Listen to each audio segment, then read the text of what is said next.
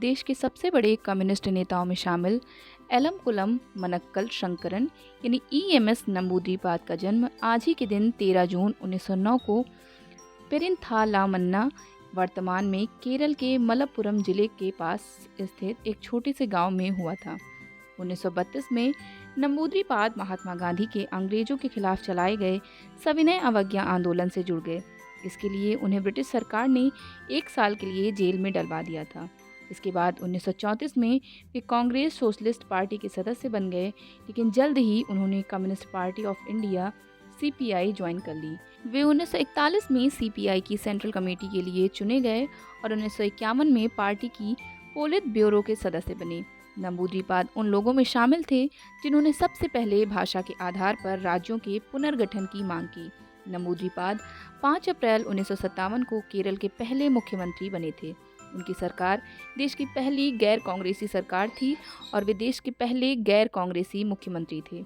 उनकी सरकार ने भूमि और शिक्षा क्षेत्र में सुधार के लिए कई अहम कदम उठाए।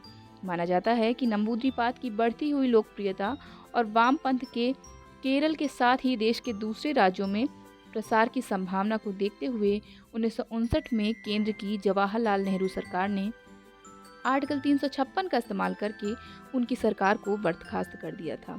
1967 में नंबूद्रिपाद दूसरी बार केरल के मुख्यमंत्री बने। इस बार भी उनका कार्यकाल 2 साल का ही रहा। नंबूद्रिपाद 1957 में जब केरल के सीएम बने थे, तब तक दुनिया में सिर्फ एक और जगह रिपब्लिक ऑफ सैन मैरिनो में लोकतांत्रिक तरीके से चुनी हुई कम्युनिस्ट सरकार थी।